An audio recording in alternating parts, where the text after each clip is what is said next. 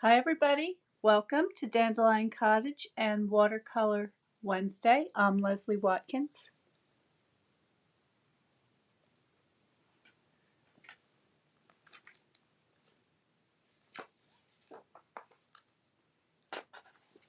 Today I am going to continue working on some background pieces for my Honeybee Workshop that's coming up.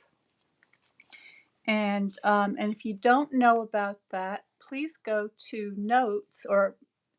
please go to dandelioncottagedesign.com and subscribe to Notes from Dandelion Cottage, and you will be getting an announcement shortly in the mail, your email.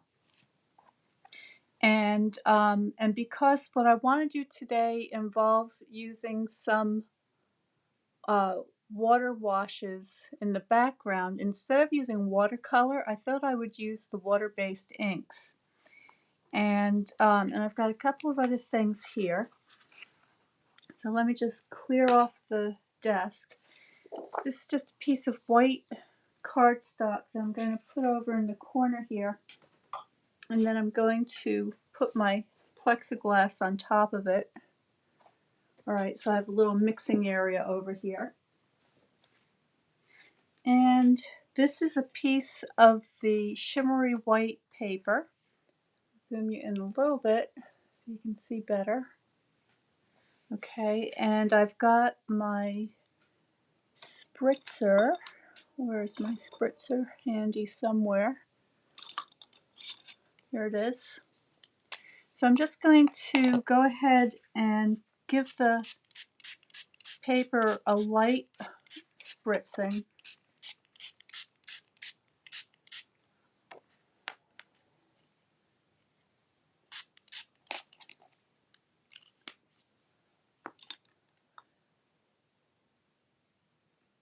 I also have a water painter here, and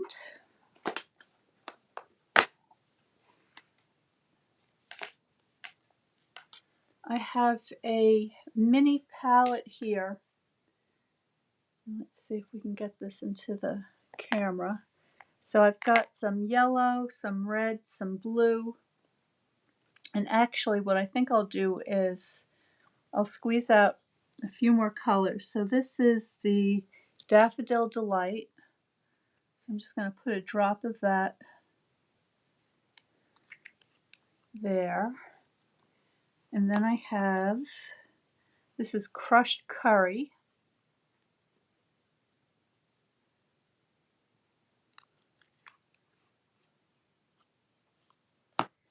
And then finally I've got some cinnamon cider.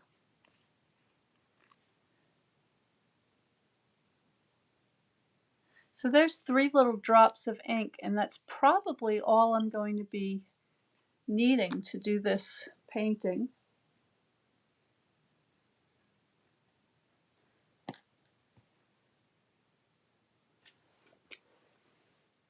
So I'm just getting my water painter ready. Hi Carol, Sandra, Emma, Kelly. Hi everybody, good to see you here. So I'm just going to make some random marks, and that is a little too dry, so I'm going to make sure that the surface is nice and moist so that the colors move across nicely and smoothly. This is the crushed curry.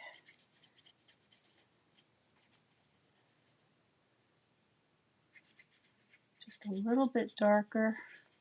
And the crushed curry is very, very close in color to Bumblebee. So if you want to use Bumblebee, you could do that too.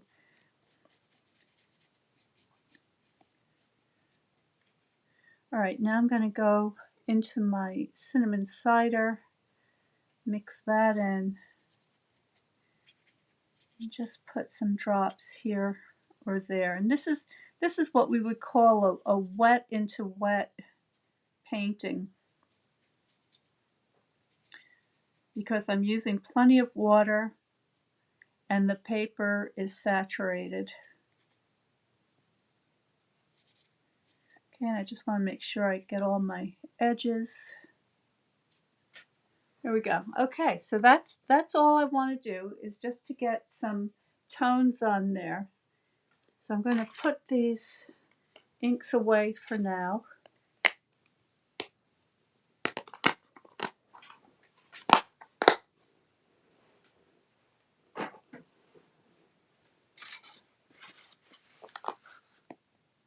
Clean up my board.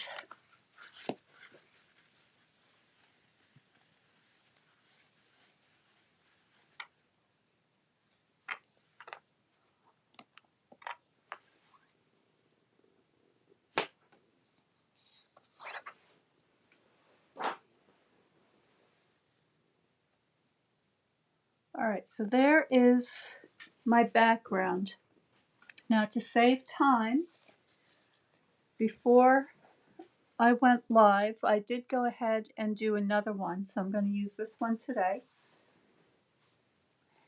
And again, this is that shimmery white paper. So I don't know if the camera will pick it up, but if you bend it towards the light, it does have a very pretty sheen. But what's nice about the shimmery white paper is that it will allow you to do a watercolor wash on it without buckling or pilling. And it's a little bit thinner than the Fluid 100 watercolor paper. So if you just want to have a kind of a smooth hot press surface on a thinner paper, this is a better way to go. Also, ahead of time, I went ahead and I took some vellum and I put it through the stamp and emboss machine using the 3D embossing folder called Hive. And that's going to give me a nice effect over the surface of my painted background. But I want to do a little more with this, and so I want to experiment.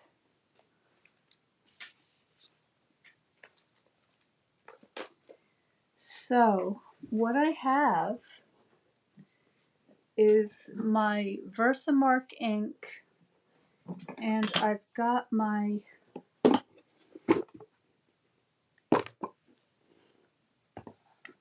very carefully get this out.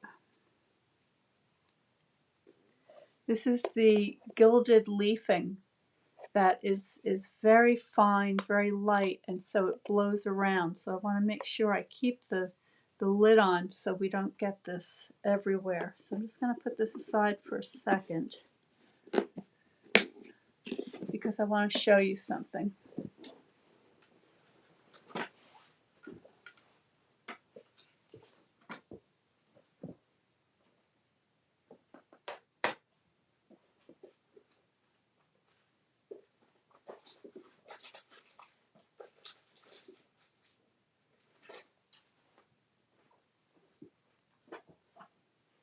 So last week I made this card, which I really like very much. I love the way it came out. I love the design. And in this case, I did the embossing with the Hive folder on a piece of watercolor paper in the background, and then applied the smooth vellum over the top where I heat embossed this quote by Ralph Waldo Emerson. So I really like this. I like the way it came out, and it was really the only way that I could do the gold heat embossing for the quote on the surface. But this time what I want to do, because what I was disappointed with, is that I applied gold heat embossing underneath the vellum, and that just looks like a kind of a dark splotch. You really don't get a sense that it's gold and shiny. So I'm going to do it again, this time with the gold on the surface.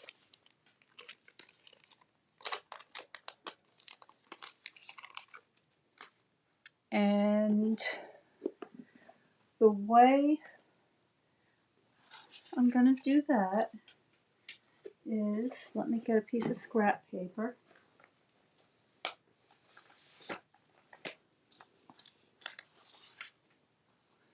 I'm just going to take my Versamark pad and I'm going to run that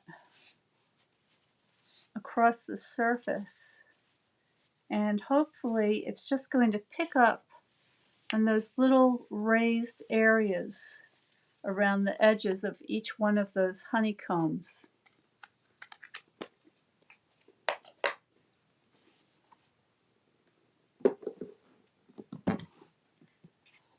Let me see if I can get this into the frame so you can see everything.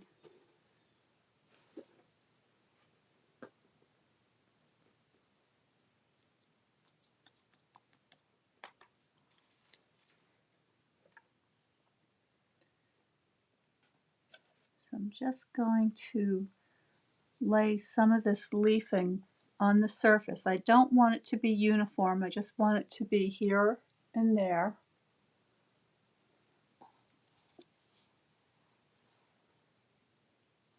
And I'm just kind of gently moving my brush. Now, I don't know how this is going to come out.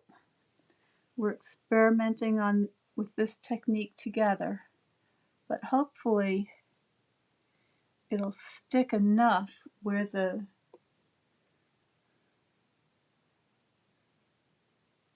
the Versamark stuck to the raised surface.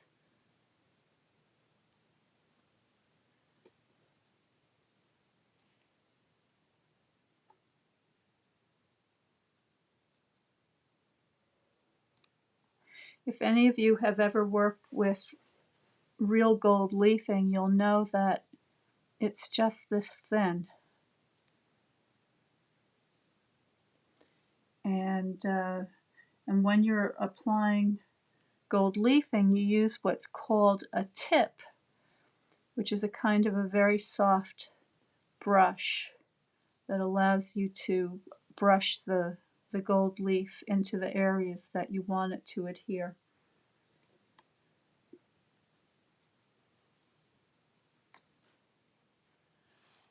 Alright, so I'm not sure if this is sticking down sufficiently or not.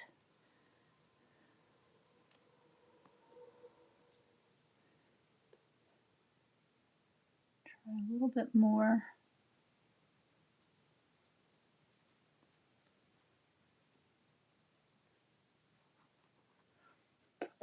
Alright, and then in a minute I'm going to get my heat tool out and turn that on. That's going to be kind of noisy. So I'm going to mute you.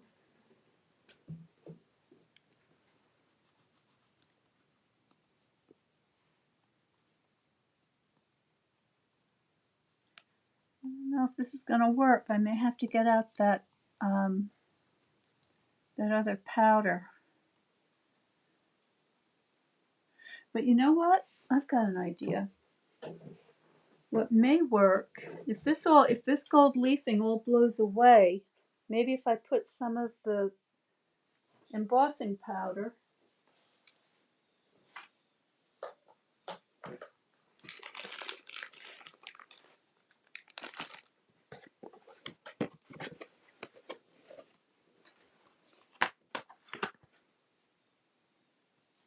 I don't know if the Versamark is a strong enough glue to hold the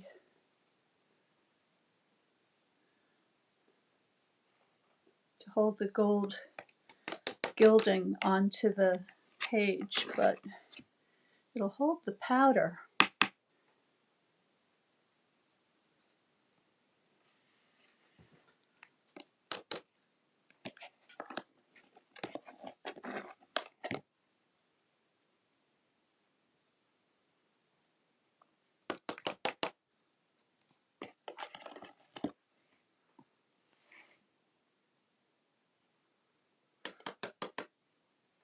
Okay, let's give this a try and see what happens.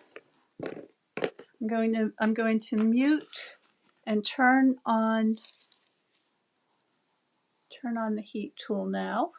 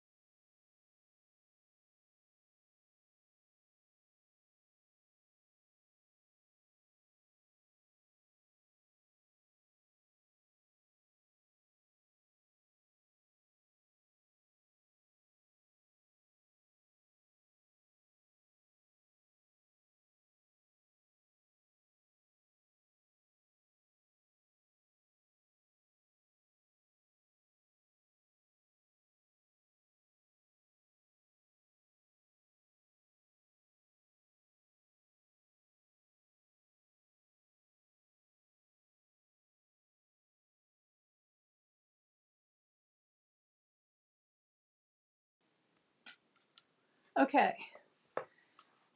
Well,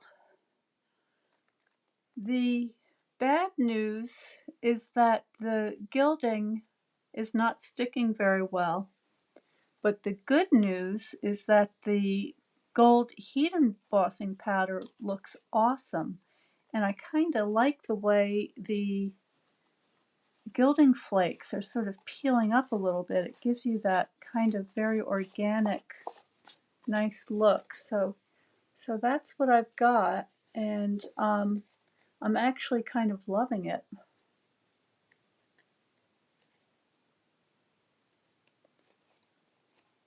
All right, so I'm very happy with that. I'm just gonna brush away. I'm gonna get a stiff brush. Just remove these loose bits. And then I get these kind of splotchy places left over. So that's perfect. I'm really kind of in love with that. So now, when I put this over my colored background, I get an effect that looks something like that. All right, so so that's what I wanted to share with you today. And I want to let you know that the prototype for the Honeybee Journal is coming along really well. I'm going to be taking photographs later today, and once I get all the pictures together, I'll be able to put together the class description. So if you are interested in learning more about the Honeybee Workshop, please subscribe to Notes from Dandelion Cottage Design. You can do that by going to that website, dandelioncottagedesign.com, subscribe to Notes, and then you will be getting an announcement for this upcoming workshop on the Honeybee Home, using the Honeybee Home stamp set and dies. And it's going to involve some journal making, booklet making, a little bit of stitching for you sewers out there. If you're not a sewer, no worries. You don't have to sew if you don't want to. But if you have an interest in sewing, there will be plenty of opportunity for you to do that as well. And I'm talking about sewing in the sense of junk journaling. Okay, so that sort of thing. So that's all I want to show. Oh, I do want to also let you know that registration is open now for the Ranunculus Romance class, and the registration will remain open until February 6th. So if you're interested in the Ranunculus Romance class, you'll want to get signed up for that as soon as you can. So that's all I have for you today. I'll leave you with this beautiful golden image of these wonderful honeycombs. And I will see you next on Saturday for Paper Crafting Saturday. And I have a feeling it's going to be a long one, so make sure you bring your coffee. We could have 2 to 3 feet of snow dumped on us for Saturday, so it'll be a good time for people in Northwest Connecticut to be in their craft rooms. And it's going to revolve around, again, this Honeybee Journal workshop. So if you want a little sneak preview, that will give you the opportunity to do that. So stay well, stay happy, stay creative, and I will see you next time.